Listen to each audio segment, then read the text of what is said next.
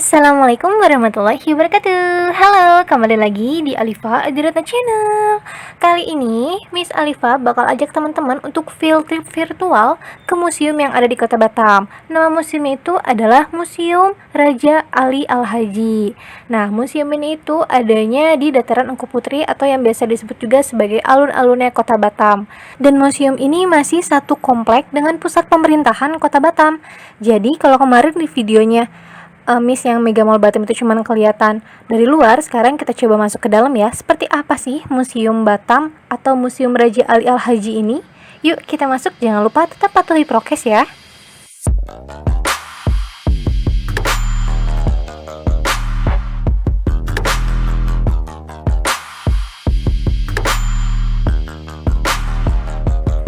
Salah satu hal yang paling disukai dari Kota Batam ini adalah langitnya yang begitu biru ditambah awan-awan putihnya yang cantik banget deh pokoknya. Tapi kalian harus tahan-tahan panas ya, apalagi ini sekarang udah mau jam 12 atau setengah 12.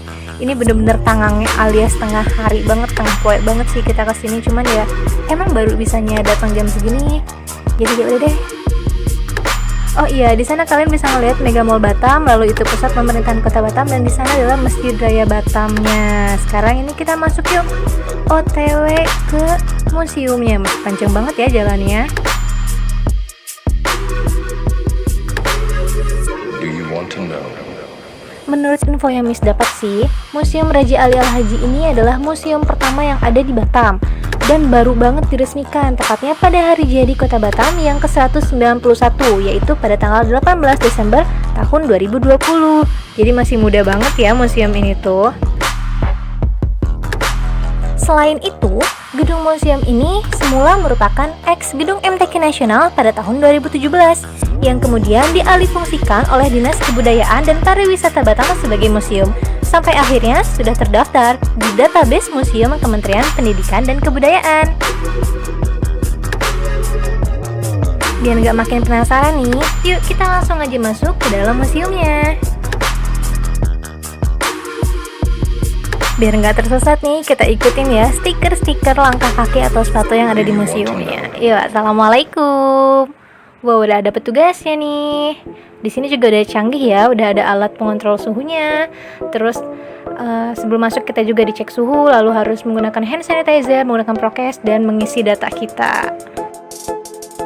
Selanjutnya nih, kalian bakal melihat sketsa wajah Raja Isa bin Raja Ali, atau yang disebut juga sebagai Nong Isa.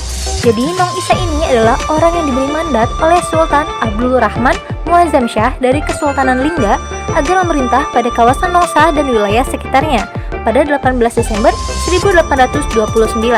Nah, momen itu yang menjadikan tonggak lahirnya Kota Batam dan diperingati setiap tahunnya sampai saat ini. Jadi 18 Desember 1829 itu adalah lahirnya Kota Batam. Selanjutnya nih kita masuk ke masa Kerajaan Riau Lingga, di mana Kerajaan Riau Lingga adalah sebuah kerajaan Islam di Indonesia yang pernah berdiri di sekitar tahun 1828 Masehi hingga 1911 Masehi. Selain itu nih, Kerajaan Riau Lingga juga memiliki peranan penting dalam perkembangan bahasa Melayu hingga menjadi bentuknya sekarang sebagai bahasa Indonesia. Tokoh besar di belakang perkembangan pesat bahasa Melayu ini adalah Raja Ali Haji, seorang pujangga dan sejarawan keturunan Melayu Bugis.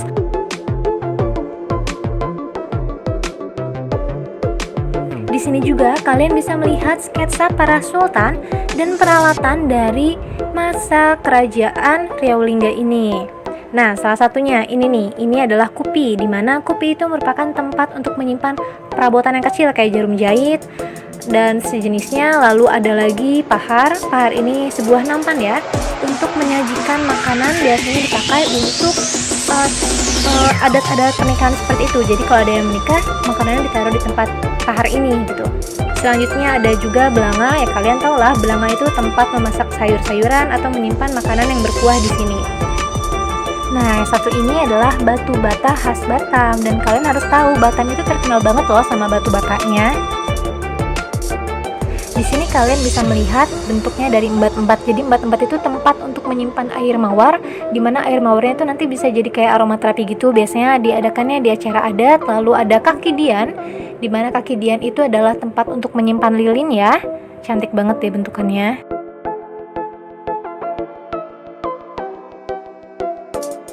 Selanjutnya ada lagi nih namanya ketor. Ketor ini tempat untuk membuang sisa sirih bagi para raja dan tamu-tamunya. Lalu ada lagi talam atau nampan, biasanya disajikan pada saat ada acara di kerajaan ataupun acara adat. Nah, kalau semberip ini sebuah wadah yang berisikan air untuk cuci tangan para raja gitu tuh. Dan inilah sketsa para sultan dari kerajaan Riau Lingga, dari yang ke-1 sampai yang terakhir.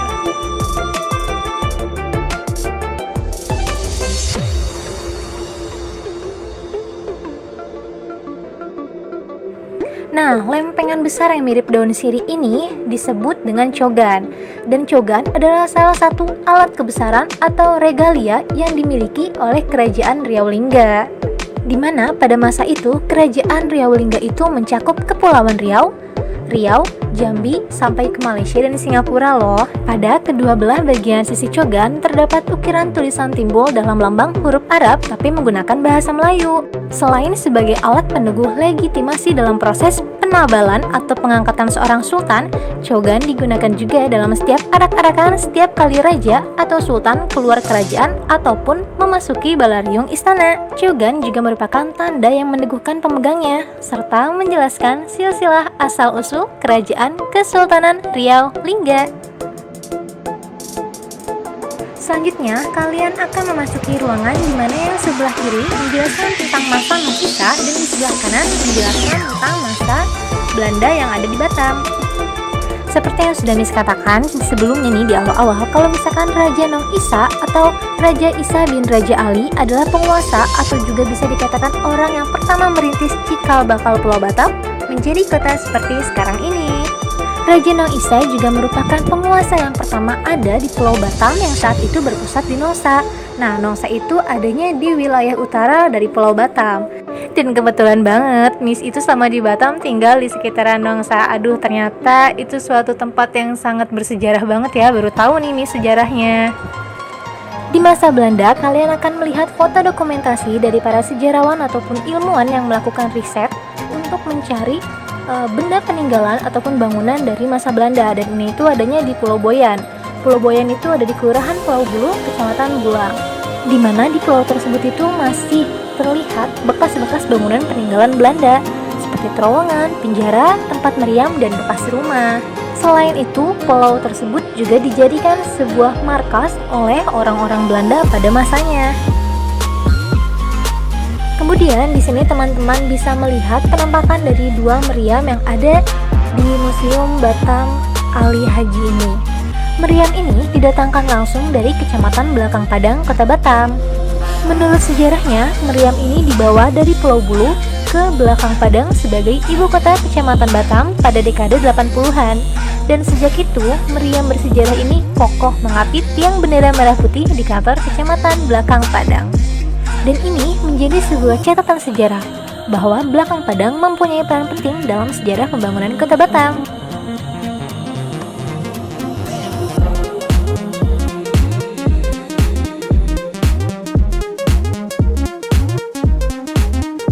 Kemudian di dalam etalase ini kalian bisa melihat ini adalah topi tentara orang Belanda. Kemudian ada lagi di sebelahnya itu ada genteng Batam, tapi ini jarang banget sih nemuin di sini rumah yang pakai genteng. Rata-rata pakai seng gitu deh, nggak tahu deh kenapa. Selanjutnya ada mesin jahit juga, dan ini mesin jahit peninggalan Belanda sepertinya, soalnya tulisannya nggak jelas banget di sini.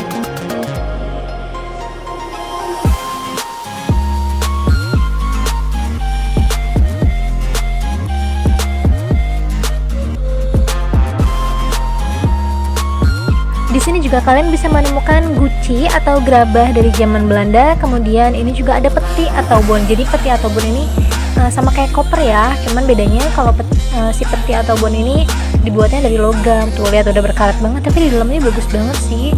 Cantik banget. Tapi kebayang gak sih kalau misalkan kita bawa ini udah keberatan, kosong pun udah berat kayaknya.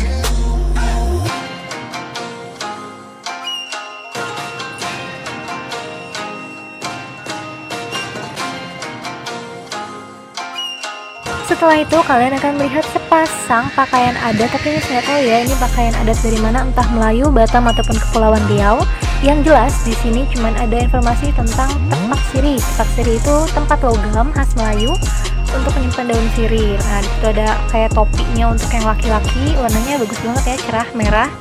Terus ini baju khas yang perempuannya dengan sepatunya yang gold, terus aksesorisnya. Pokoknya cantik banget deh ini bajunya. Sekarang kita muter lagi ke masa Jepang, yaitu masa pendudukan Jepang yang ada di Pulau Batam. Jadi, pada zaman pendudukan Jepang, Pulau Batam pernah dijadikan basis pertahanan militer oleh Jepang. Daerah perbukitan dan pulau-pulau serta perkampungan pesisir pantai seperti Nongsa, Kabil, Tanjung Tiau Laut, Pulau Moi Moi, Sijantung, Pulau Bulu, Batu Haji, dan Pulau Sambu dipilih Jepang sebagai basis pertahanan. Batam juga dijadikan militer Jepang sebagai tempat mencari pekerja rodi atau romusha yang akan dikirim ke beberapa kawasan penduduknya, terutama ke Thailand.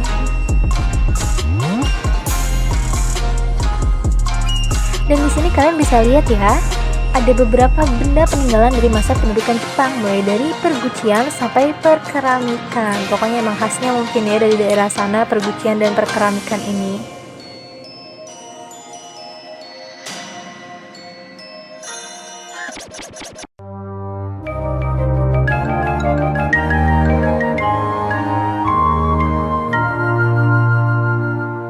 Yuk lanjut lagi, kita naiki tangga dan sekarang kita sudah masuk ke Khazanah masa kemerdekaan.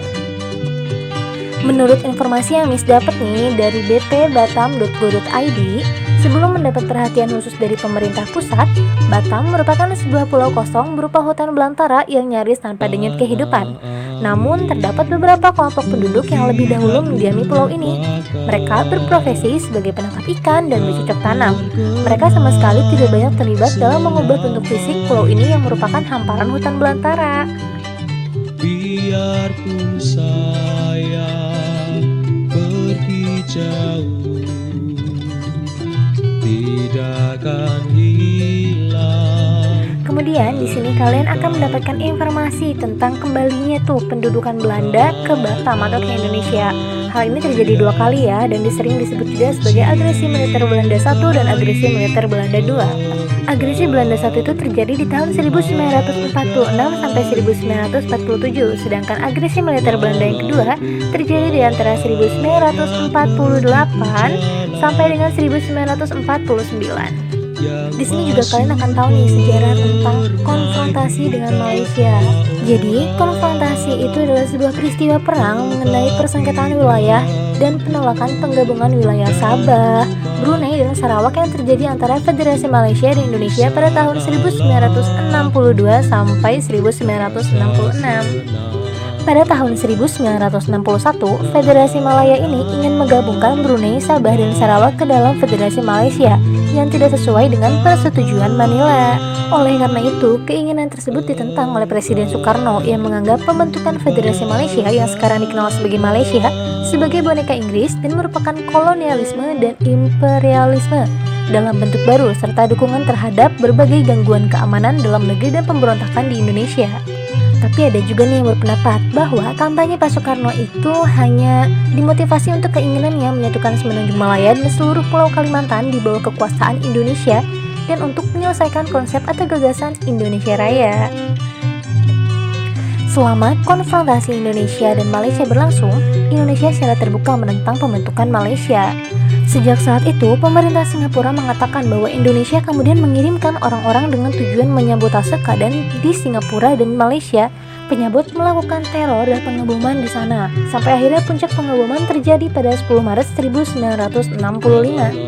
Bom tersebut dipasang oleh 2 orang Indonesia yang merupakan anggota Korps Komando Operasi Harun Said dan Usman Haji Muhammad Ali pada saat berlangsungnya konfrontasi. Pengeboman ini disebut juga sebagai pengeboman McDonald House karena lokasinya itu ada di gedung Hong Kong and Shanghai Bank ya.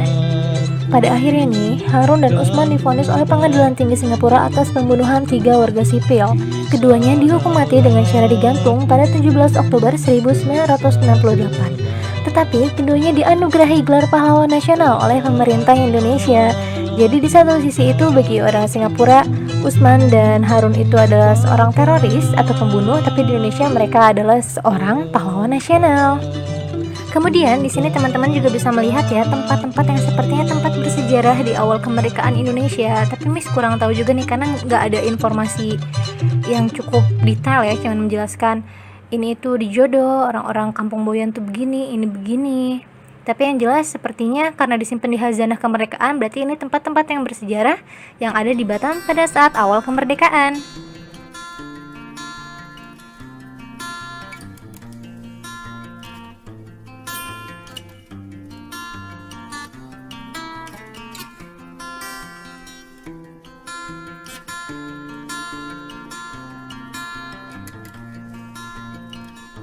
Sekarang kita coba untuk turun yuk, ada apa ya di bawah sana?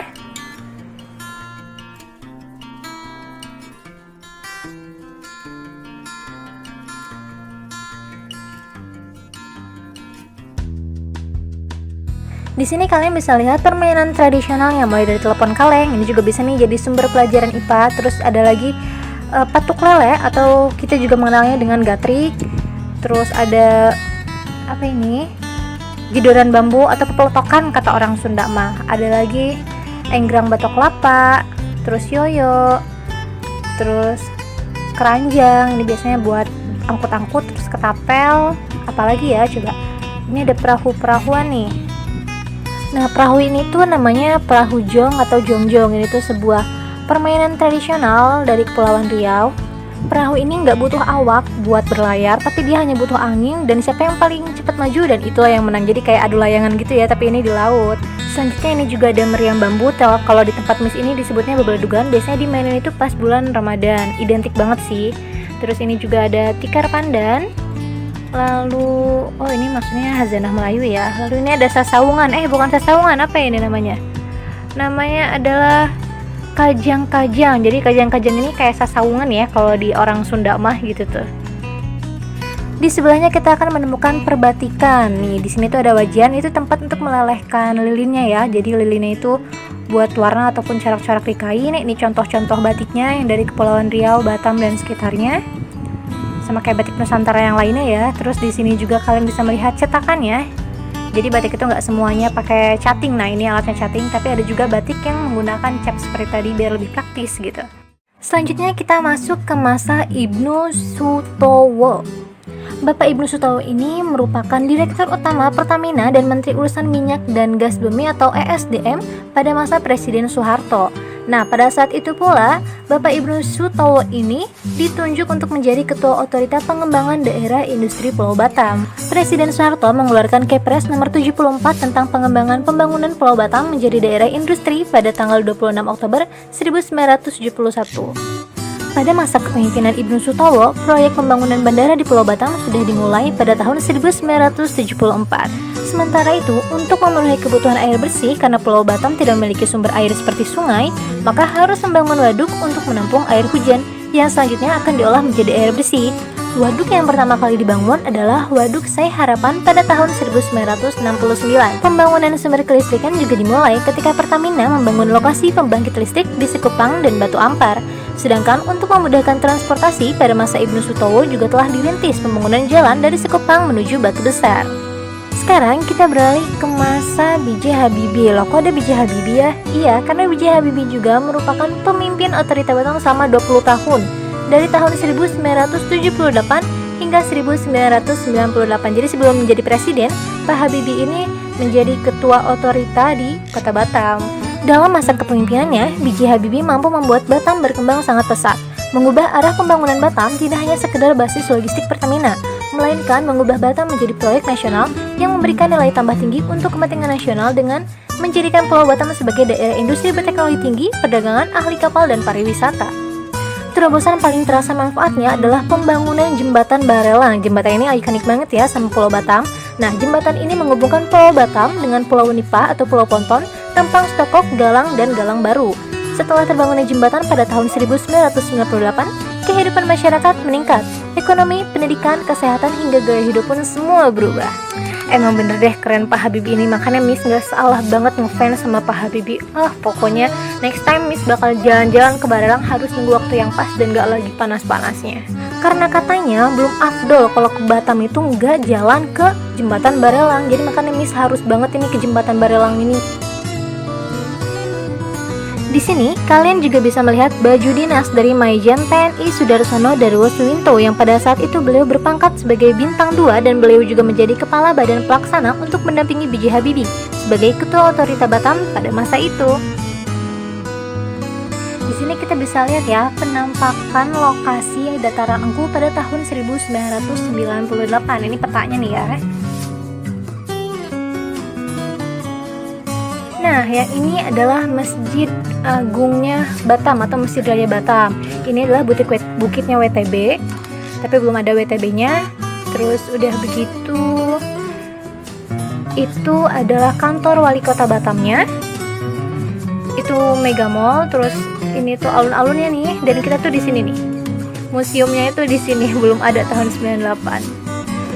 Terus udah gitu, di sana itu ada Graparinya Telkomsel. Aduh, nyebutin merek deh. Terus itu ada PLN, kantor PLN sama BI. Di situ juga perkantoran. Terus ini adalah gedung DPRD Kota Batam. Dan pokoknya tahun 98 itu belum ada museum, masih tanah banget kan, masih kosong banget, langsung view-nya laut beneran. Sekarang kita masuk di masa kota tibnya Batam. Jadi di Hasanah ini tuh menceritakan tentang berubahnya dari kota Madya nih, Batam ini dari statusnya kota Madya berubah menjadi kota Batam. Nah, dan baju dinas yang ditampilkan di museum ini adalah baju dinas bekas seragam wali kota keduanya kota Batam. Masih kosong ya, mungkin belum dapat lagi isinya. Yuk kita lanjut lagi. Kosong lagi, ada apa lagi ya? Masih kosong juga ternyata. Yuk kita lanjut lagi. Di sini ada cerita tentang era pemerintahan otonomi daerah 2 yang di Batam, cuman Miss ngeri ya, jadi nggak bisa terlalu baca dengan seksama karena atapnya tadi agak rembes, takut jatuh. Jadi kita next aja ke Hazanah selanjutnya, yaitu Hazanah Melayu. Kita belok kiri ya, kita lihat di sini ada kain-kainan, cuman Miss nggak tahu ini kain apa karena nggak ada informasinya. Terus di sini ada alat musik, di sini ada rebab, you know lah rebab alat musiknya diapain, digesek. Terus juga ada apa ini? Ada kompang, lalu ada marwas, terus juga ada gendang panjang, ada klenang dan juga gedombak. Dan ini tuh alat musik perkusi ya, jadi mainnya dipukul. Terus ada foto perempuan sedang menari. Terus ini ada topi-topian khas Melayu namanya tanjak ya. Tanjak ini banyak banget jenisnya dan setiap bentuk itu pasti beda namanya. Dan Miss pun baru tahu di sini ternyata tanjak itu banyak juga ya jenis-jenisnya.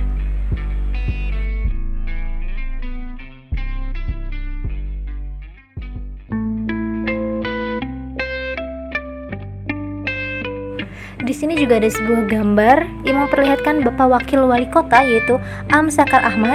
Ini tuh Wakil Wali Kota Batam tahun 2016 sampai 2021 sedang membacakan sajak yang berjudul Surat-Surat Emak.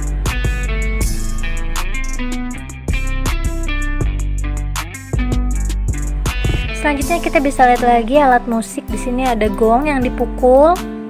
Terus juga ada biola yang cara mainnya itu digesek. Terus ada nafiri, ini ditiup ya. Terus ada arkodeon. Terus ada gendang ibu. Lanjut lagi ada gendang anak, tapi di sini nggak ada gendang bapak ya, cuma gendang anak dan gendang ibu. Terus ada lagi eru, ini tuh dari kulit ular nih, cantik banget deh. Biasanya Miss lihat ini tuh cuma di film Laskar Pelangi untuk pertama kalinya. Selanjutnya di sini ada yang namanya tudung mantu. Jadi ini tuh tudung atau kerudung atau kain yang harus ditutupi di kepala oleh para menantu. Jadi kalau misalkan punya menantu perempuan harus pakai nih yang namanya tudung mantu. Nah, sekarang kita lanjut ke atas ke bagian Hazanah infrastruktur. Di Hazanah ini teman-teman bakal melihat nih foto-foto tentang pembangunan Kota Batam dari tahun 2016 sampai 2020. Di setiap foto itu ada keterangan ya, ini lokasinya di mana, tempatnya di mana. Pokoknya kalian bakal takjub deh melihatnya. Dengan waktu sesingkat itu bisa merubah Kota Batam menjadi kota yang wah gitu tuh.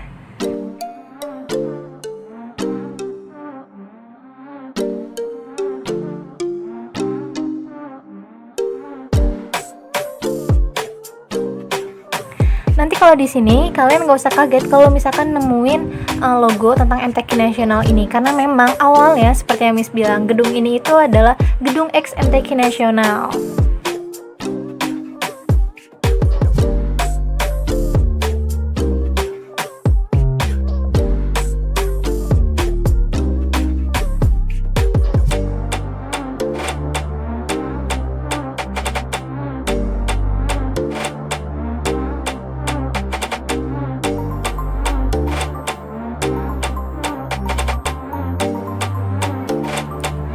Yuk kita lanjut turun, kita lihat ada apa di sini. Ternyata masih sama ya, masih ada foto-foto pembangunan Kota Batam dari tahun 2016 sampai 2020. Wah, kalian bakal kaget banget ya, soalnya Miss juga nggak nyangka yang tadinya seperti itu bisa jadi begini gitu. Dan ini adalah foto dari Masjid Sultan Mahmud Riyad Shah yang katanya masjid terbesar di Pulau Sumatera. Dan katanya juga nih, ini adalah masjid agung keduanya dari kota Batam. Miss belum pernah sih ke situ karena ya lumayan jauh banget ya masjid ini tuh dari tempat tinggal Miss. Tapi nanti kita coba ya kalau ada rezeki dan ada waktu kita main ke sana.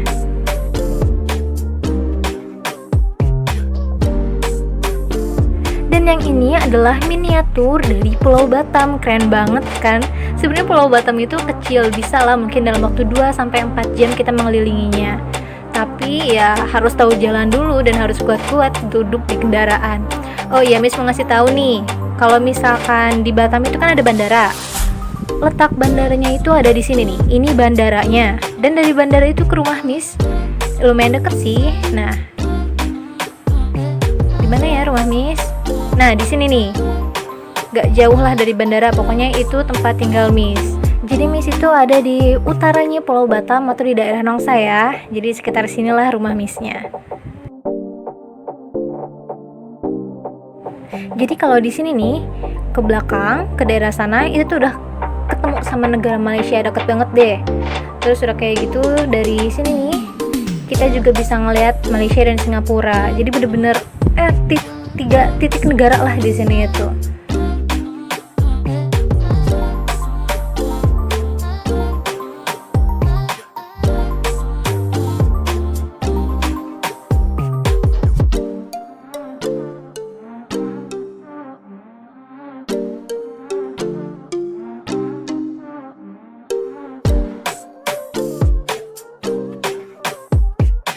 Dan sekarang posisi kita nih, posisi museum itu ada di sini, di nomor 2. Deket pantai banget kan?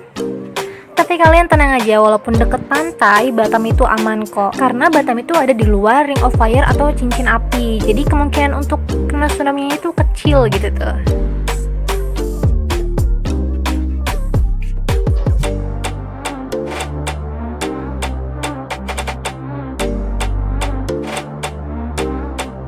Nah, kalau kalian mau cari barang-barang branded tapi harganya cukup terjangkau, katanya di daerah sini nih banyak nih, kayak di Nagoya, di Jodo, terus di mana lagi ya? Miss belum terlalu hafal daerah sini. Pokoknya ini tuh daerahnya deket banget sama Singapura. Jadi, aduh ya, lo tinggal nyebrang lah gitu tuh istilahnya tuh. Yuk, udah puas lihat-lihat Batamnya. Sekarang kita naik lagi ke atas. Kita menuju pintu keluar karena sudah waktunya makan siang. Jadi nih seharusnya pintu keluarnya itu ada di sebelah kiri, tapi karena tadi petugasnya udah bilang kalau mau keluar lewat pintu kanan aja, jadi ya udah kita lewat pintu kanan ya. Jangan lupa ditutup lagi. Dan jangan lupa kalian mampir ke Museum Raja Ali Haji ini karena tiket masuknya itu gratis. Selain itu, kalian juga bisa belajar loh di sini. Kalian bisa mengetahui sejarah tentang Batam, sejarah tentang Melayu, dan kita pun harus ingat loh apa kata Pak Soekarno, jas merah. Jangan sampai sekali-kali kita melupakan sejarah, karena dari sejarah kita bisa belajar mengenai kegagalan dan keberhasilan dari suatu hal, entah itu peristiwa, tokoh, ataupun hal penting lainnya. Pokoknya, Miss kasih rekomendasi untuk teman-teman yang mau main ke Batam harus banget datang ke Museum Batam Raja Ali Haji ini. Kita akhiri ya video jalan-jalan hari ini. Semoga video ini bisa menghibur dan bisa memberikan kalian inspirasi kalau misalkan kalian mau main ke Batam. Sampai jumpa lagi di jalan-jalan selanjutnya.